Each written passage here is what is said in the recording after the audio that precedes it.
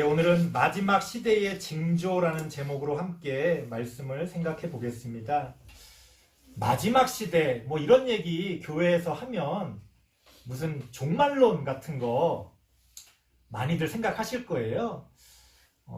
제가 어릴 때도 뭐 언제 예수님이 오신다, 세상이 망한다, 뭐 그런 종말론들이 많이 있었습니다. 그래서 막 빨리 오시기를 막 기다리고 교회에서 막 그렇게 기도했던 기억들이 나는데요. 아직 안 오셨어요. 제가 이제 50대가 됐는데 아직 안 오셔가지고 가만히 생각해 보니까 이 오신다는 말의 의미가 그냥 문자 그대로 진짜 당장 세상이 망하는구나 그런 게 아니라 물론 언젠가는 마지막 때에 세상이 끝나는 날이 있을 것이고 예수님이 다시 오시는 날이 있겠지요. 하지만 그 전에라도 우리가 어떤 시대의 마지막을 볼 수가 있다는 거예요. 무슨 말이냐?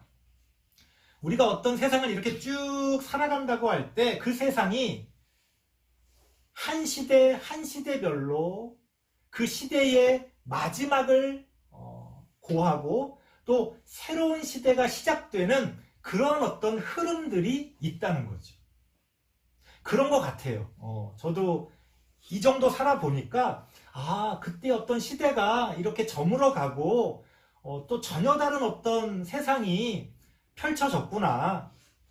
사실 지금 우리가 겪고 있는 어떤 경험들을 몇십 년 전에 사람들이 들었다면 아무도 믿지 않았을 거예요. 지금 우리는 의식하지 못하지만 새로운 시대를 살아가고 있다는 겁니다. 그리고 또 그 시대는 어느 시점에서 마무리되고 또 다른 새로운 시대를 잉태하는 그러한 흐름들이 우리의 삶 가운데 존재한다는 겁니다.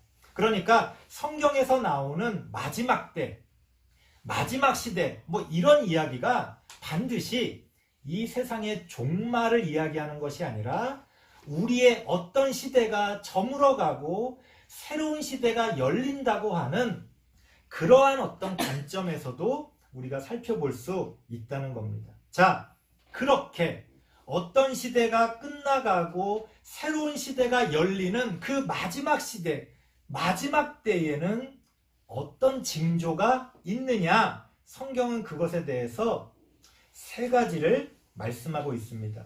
15절 말씀 같이 한번 읽어볼까요? 15절입니다. 같이 한번 읽어보겠습니다. 시작. 그러므로 너희가 선지자 다니엘이 말한 바 멸망에 가증한 것이 거룩한 곳에 선 것을 보거든 있는 자는 깨달을진저. 이게 무슨 얘기냐? 성경이 쓰여질 당시에 예루살렘이 무너지고 그 예루살렘에 이방, 그러니까 이스라엘 사람들이 생각할 때 다른 나라의 신전의 우상들이 세워지는 그런 일이 벌어졌다는 거예요. 사람들이 그런 것을 보면서 이 세상이 끝났구나. 어느 한 시대가 이제는 저물었구나라는 그런 생각을 하게 되었다는 겁니다. 멸망에 가증한 것이 거룩한 곳에 선 것을 보리라.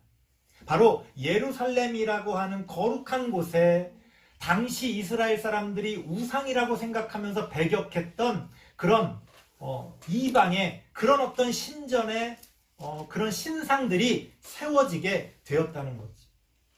오늘날에는 이것을 어떻게 해석할 수 있을까요? 여러 가지 해석이 가능할 것 같아요. 예를 들어서 목사를 예로 들게요. 목사라고 하지만 목사답지 않은 심지어 거짓된 그러한 사람들이 자신의 자리에 어울리지 않는 자리에서 사람들을 힘들게 하는 거죠. 그런 것들을 많이 보게 됩니다. 어른이 어른답지 못하고 상사가 상사답지 못하고 그런 경험들을 하게 되잖아요. 어떻게 저럴까? 자격을 갖추지 못한 그런 모습들을 우리가 많이 보게 됩니다. 또 하나 중요한 건 뭐냐면요. 거룩한 어떤 의미들이 변질되어져서 가증한 것으로 그렇게 변해간다는 거예요. 예를 들어서 사랑이라고 했을 때 그 사랑의 개념이 그 좋은 개념이 이제는 퇴색되어져서 전혀 엉뚱한 의미로 변질되어 가는 것들을 보게 됩니다. 오늘날 사랑이라고 하면 사실은 욕망과 같은 그런 의미로 변질되는 것 같아요. 예전에는 나는 뭐 어떤 것들을 좋아해, 사랑해 라는 말들을 많이 썼습니다. 지금은 그것을 내가 좋아하고 사랑한다는 개념에서 벗어나서 그것들을 욕망하고 그것들을 내 것으로 만들려고 하는 그런 어떤 욕심들이 우리의 마음에 가득 차 있는 것 같아요. 우리는 그렇게 오늘날 어떤 좋은 것들이 하나하나 무너져가는 것들을 보게 됩니다. 그런 시대가 되었을 때 절망할 것이 아니라 어느 한 시대가 저물어가고 있는 거구나. 원래 어둠이 깊으면 새벽이 가깝단 말이 있잖아요. 아니 어떻게 이럴 수 있지? 어떻게 이런 일들이 벌어지지? 했을 때 오히려 우리는 소망을 가질 수가 있습니다. 이제 지금까지 내가 살았던 그 어느 한 시대가 저물어가고 있구나. 그렇다면 우리는 새로운 어떤 것을 소망하고 붙들어야 될 것인가? 그런 것들에 대해서 고민해야 한다는 겁니다. 그래서 마지막이라는 거는요, 항상 새로운 시작을 불러오는 겁니다. 그러니까 꼭 나쁜 게 아니에요. 그러니까 우리가 교회 안에서 어떤 종말론이라는 걸 얘기할 때 그건 모든 것의 끝, 엔드 이렇게 생각할 것이 아니라 새로운 시작으로서의 그런 마지막을 우리가 기억할 필요가 있다는 겁니다. 두 번째 한번 보겠습니다. 24절 말씀입니다. 24절 시작. 거짓 그리스도들과 거짓 선지자들이 일어나 큰 표적과 기사를 보여 할 수만 있으면 택하신 자들도 미혹하리라. 무슨 얘기예요? 가짜들, 거짓들이 넘쳐난다는 거죠. 지금이 그런 마지막 시대인 것 같아요. 요새 보면 정말 가짜 뉴스라는 표현들도 있습니다만 도대체 뭐가 진짜인지 알기 어려운 그런 시대를 우리가 살아가고 있습니다. 특히나 종교적으로 우리 기독교 안에서는 더 심각합니다. 진리가 아닌 것들이 진리처럼 전해지고 사람들을 미혹하는 거죠. 문제는 뭐냐? 여기 보니까 뭐라고 나와요? 큰 표적과 기사를 보여준다. 그러니까 거짓된 건데, 잘못된 건데 효과가 좋아. 뭔가 능력을 보여줘. 우리는요, 어떤 교회가 막 커지고 막 사람이 늘어나면 그 교회가 부흥한다고 얘기를 해요. 근데 뭐가 부흥하는 건지를 가만히 보면 그저 사람들이 늘어나는 거거든요. 원래 성경에서 말하는 부흥이라는 건 진리의 부흥이고 말씀의 부흥이고 하나님의 그 성령의 열매가 늘어나는 게 부흥인데 우리는 그냥 사람이 늘어나고 교회 건물이 막 높아지는 거를 부흥한다고 얘기해요. 잘못된 거죠. 오히려 성경은 뭐라고 말합니까? 오히려 거짓 그리스도들이, 거짓 선지자들이 그런 큰 능력을 보여준다는 거예요. 겉으로 볼 때는 저렇게 뭔가 능력 있게 하는데 뭐가 있는 거 아니야? 그렇지 않다는 거예요. 그렇지 않다. 여러분들 오늘날 신천지 같은 이단 보세요. 얼마나 사람이 많이 거기 몰립니까? 거기 사람이 많이 몰리니까 거기가 진리예요? 아니잖아요. 오히려 그런 거짓된 사람들이 큰 능력을 보여준다는 거예요. 우리가 거기에 현혹돼서는 안 된다는 겁니다. 왜요? 오늘 본문 말씀 보니까 택하신 자들도 미혹하리라. 우리 장로교 안에서는 그런 믿음이 있지요.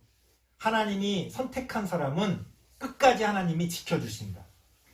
하지만 성경은요, 뭐라고 말합니까? 장담하지 말라는 거예요. 마지막까지 마귀가 그런 택하신 자들을 미혹하고 넘어뜨리기 위해서 애를 쓴다는 거예요. 우리가 방심하면요, 넘어갈 수도 있는 거예요. 성경에서는 그 가능성을 우리에게 보여줍니다.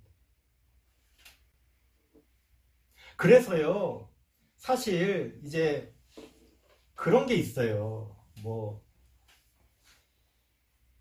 오늘날 이제 우리 부모님들이 자녀의 신앙교육을 많이 걱정하잖아요. 아, 이렇게 우리 자녀들이 좀 신앙적으로 잘 컸으면 좋겠다. 그런 걱정들을 우리 좀 젊은 우리 부모님들이 많이 하십니다. 당연히 그런 걱정이 되죠. 뭐 우리가 뭐 신앙교육 뿐입니까? 뭐 학교 교육부터 해서 아이들의 교육에 대해서 관심들이 많죠. 근데 신앙교육이라는 것은요, 사실 그렇습니다. 그러니까 우리가 누군가를 뭘 막 가르쳐가지고 그 사람이 구원받는 게 아니에요. 하나님이 그 사람을 만나주시고 또 그 사람이 하나님을 찾음으로써 어떤 믿음의 가능성들이 이렇게 드러나는 거지, 누가 누구를 붙들고 막 이렇게 가르친다고 해서 구원받고 뭐 안 가르친다고 해서 구원 못 받고, 신앙이라는 건 그런 게 아니거든요. 그러니까 무슨 얘기냐, 제가 그렇게 자녀의 신앙교육 때문에 그 고민하시는 분들을 가만히 살펴보면 그런 생각이 들어요. 남 걱정할 때가 아닌 것 같은데. 그러니까 자녀의 신앙교육을, 혹은 다른 누군가, 뭐 내 남편, 뭐 부모님, 누구의 구원에 대해서 막 그 관심 가지시는 분들이 있잖아요. 그분들은 그런 걸 전제로 하는 거예요. 자기는 이미 구원받았다는 걸 전제로 하는 거예요. 나는 이미 예수 믿고 구원받았으니까 우리 부모님, 우리 자녀들, 내 아는 친구. 근데요, 마지막 때에는요, 누구도 장담할 수가 없다는 거예요. 저는요, 저의 구원부터 챙깁니다. 물론 여러분들의 구원에 관심이 있죠. 그래서 여러분들이 구원 받기 위해, 또 그 구원이라는 게 뭔지를 가르치기 위해 노력합니다. 하지만 노력하면서 저는 알아요. 이건 내 힘으로 되는 게 아니라는 거. 내가 잘하고 못하고 뭐 어떤 기준을 가지고 판단할 수는 있겠지만 내 능력으로 되는 게 아니라는 거예요.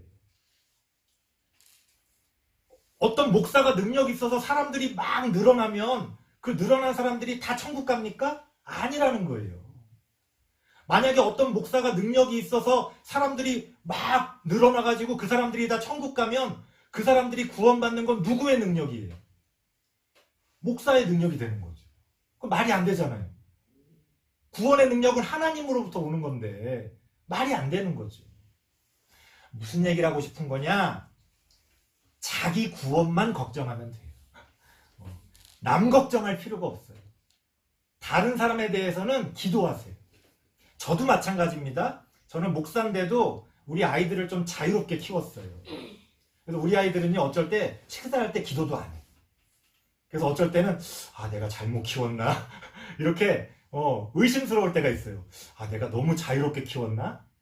근데 제가 왜 자유롭게 키웠냐면 내가 어떻게 할 수 있는 게 아니라는 걸 알았기 때문이에요. 내가 하나님 앞에서 나의 신앙을 위해 노력하고 내 안에 그런 어떤 하나님이 주시는 열매와 능력들이 넘쳐나면 그것을 보고 자녀들에게도 그러한 부모의 믿음이 이어져 가는 거지, 내가 어떻게 한다고 되는 게 아니라는 거예요. 모든 택하신 자들은 각자가 하나님 앞에서 구원을 받는 겁니다. 그래서 성경은 뭐라고 말합니까? 아브라함의 하나님, 이삭의 하나님, 야곱의 하나님, 이렇게 말하잖아요. 자식들이요, 부모가 믿은 하나님을 믿는 게 아니에요. 전혀 다른 믿음으로, 전혀 다른 형태로 하나님을 만납니다. 우리 부모님들 마찬가지입니다. 또 우리 자녀들도 마찬가지예요. 각자 자신의 하나님을 만나는 거. 다 달라요. 내가 믿는 하나님, 내 옆에서 믿는 사람의 하나님이 다 다릅니다. 하나님은 각 사람에게 맞게 다가오세요. 그러니까 나는 저러질 않은데 어떡하지? 이렇게 생각할 필요가 없어요. 제가 어릴 때는 막 교회에서 막 방언받고 막 큰 소리로 기도하는 걸 믿음이 좋다고 그랬어요. 저는 좀 내성적이고 좀 소심하거든요. 나는 좀 이렇게 조용히 기도하고 이렇게 그냥 말없이 이렇게 있는 걸 좋아하는데 그 당시에는 그게 좀 안 좋은 거였어요. 그래서 나는 믿음이 부족한가 보다. 제가 교회를 열심히 다니니까 야, 너 목사 돼봐라 이런 말도 많이 들었습니다만 나는 목사 될 자격이 없어 그랬어요. 왜? 목사님은 잘해야 되는데 나는 그러질 못하니까. 근데 나중에 제가 목사가 되고 보니까 다 다른 거구나. 다른 거구나. 우리 각자가 하나님 앞에서 하나님이 주시는 구원을 받는다는 거예요. 그렇기 때문에 우리는요, 다른 사람의 구원을 걱정하기 이전에 내 구원을 먼저 걱정해야 됩니다. 마지막까지. 저는 목사가 되고서도 지금 16년, 17년째 목회를 하면서도 저는 여러분들 앞에 서는 이 순간에도요, 저의 구원을 먼저 생각합니다. 왜? 여러분들 천국에 보내고 나는 구원받지 못한다면 얼마나 어리석.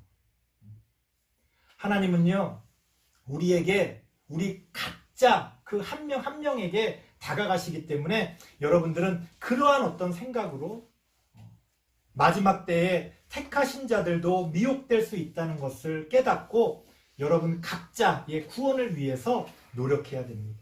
마지막 31절 말씀입니다. 31절 시작.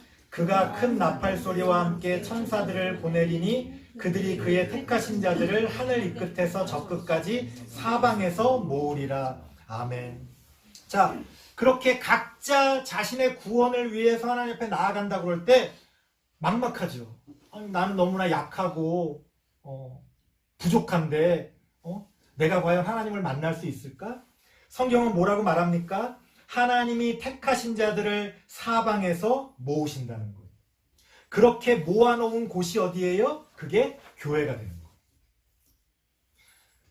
오늘날 교회의 가치는 어디에 있느냐?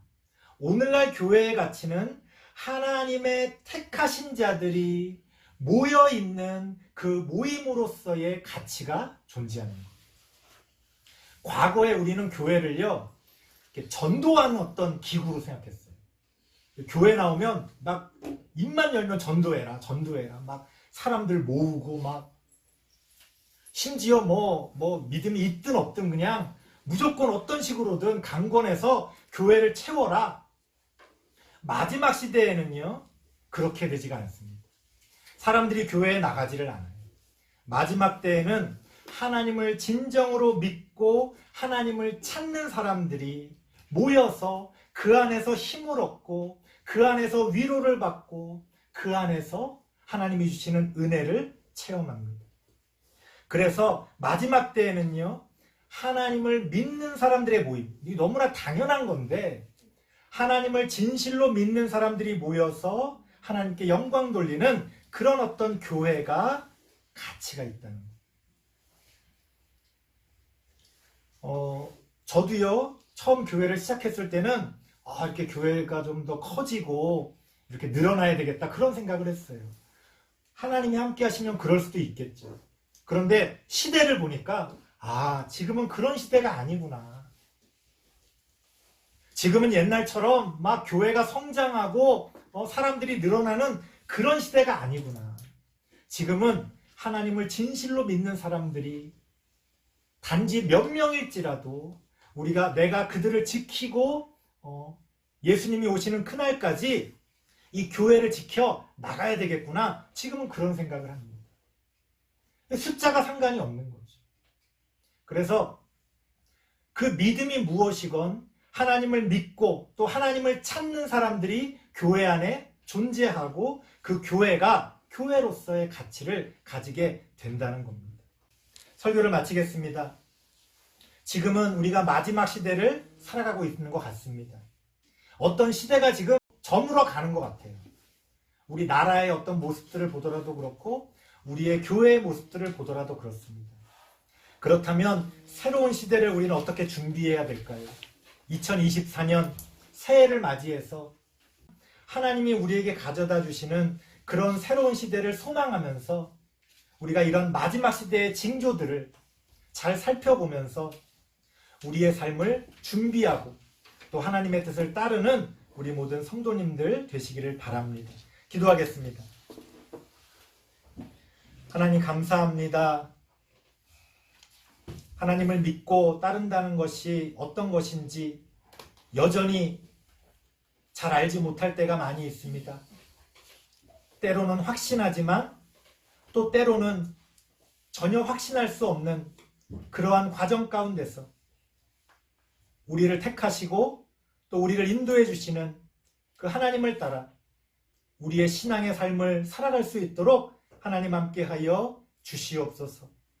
우리 한 명 한 명을 하나님 구원의 길로 인도하여 주시고 믿음을 더하셔서 하나님을 믿는 믿음으로 모든 것들이 합력하여 선을 이루어갈 수 있도록 하나님 도와 주시옵소서. 예수님의 이름으로 기도드리옵나이다. 아멘.